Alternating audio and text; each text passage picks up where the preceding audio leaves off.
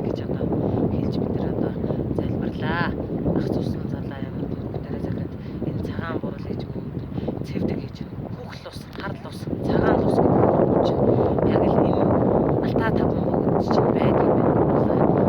Цагаан усыг та энэ уурсаж энэ өрөөнд таван богд чинь өрөөнд цагаан энэ өрөөнд цагаан ус